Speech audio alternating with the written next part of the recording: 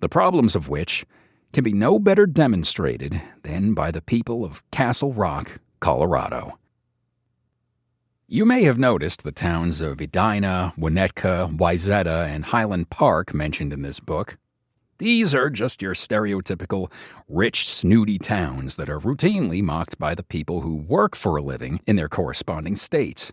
Edina and Wayzata are the rich, snooty towns of Minnesota, Winnetka is Illinois, Scottsdale is Arizona, and Highland Park is Texas.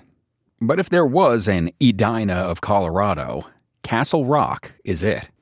A southern suburb of Denver, Castle Rock boasts a median household income of $143,000 and a median house price of $700,000. The houses are all modern with their earthy toned rock fascia, white trim, and 3-car garages. They have perfectly groomed boulevards with perfectly manicured trees, all of which the HOA charges $400 a month to maintain. The Beckys and Trishas can be seen in their Lululemon attire, taking their babies out in strollers for their daily walks in between yoga and coffee. And it wouldn't be Castle Rock if every man of the house didn't prominently display both his boat and his brand new 4-wheeler, parked not in the garage, but out in the driveway for everyone to see. But behind this perfect veneer of what looks to be the definition of economic success, the epitome of high American standards of living, is a dystopian world, more akin to the one portrayed in the movie American Beauty. One that's more of a Barbie world where it looks fantastic, but it's made of plastic.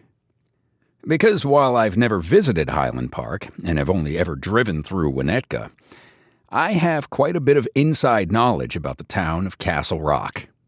And Castle Rock can simply be described as middle school for 40-year-olds. And not only is it an adult extension of middle school, it is a world in which you can see conventional American standards of living completely fall apart and become absolutely meaningless in real time. Problem number 1. Popularity. First, take the boats and 4-wheelers prominently displayed in the driveways and not parked in the garages. To begin with, there are no real lakes in the Denver area, only a couple of man-made reservoirs.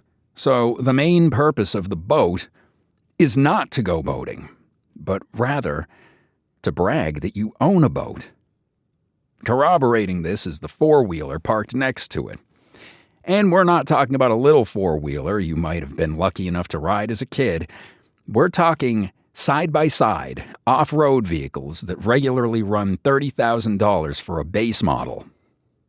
While there are mountains and dirt tracks in the Denver area, it was surprising how clean and shiny these side-by-sides were. Because, as I was to find out, they were never used. The men who owned them would treat the tires, but never take the 4-wheeler for a ride. Already we've entered the realm of economic absurdity, because if you're not going to use the stuff you buy, then it can't improve your life. Already, income per capita means nothing if you spend $60,000 on vehicles you don't use. But what's worse is the implied ulterior motive behind the purchase, but not use, of the boats and the 4-wheelers. It's ultimately to brag. It's ultimately to flex. It's to be popular. And there's no more miserable life than trying to be popular. The reason being popular sucks is because you have to do what you think other people want you to do, rather than what you want to do.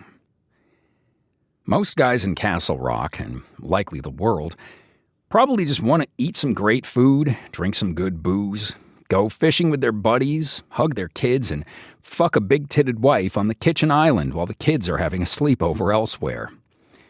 You don't need boats or 4-wheelers for that. But if you've been conditioned in middle school to buy the right backpack and wear the right clothes, this inevitably evolves into buying an SUV you can't afford, a boat you don't need, a 4-wheeler you don't drive, and granite countertops you're never going to fuck anybody on. the hundreds of thousands of dollars in costs of which enslaves you, while still never delivering what you really wanted in life. If there's one thing destroying Americans' standards of living, or at least rendering those standards useless, it's Americans' pursuit of popularity at the expense of what they actually want in life.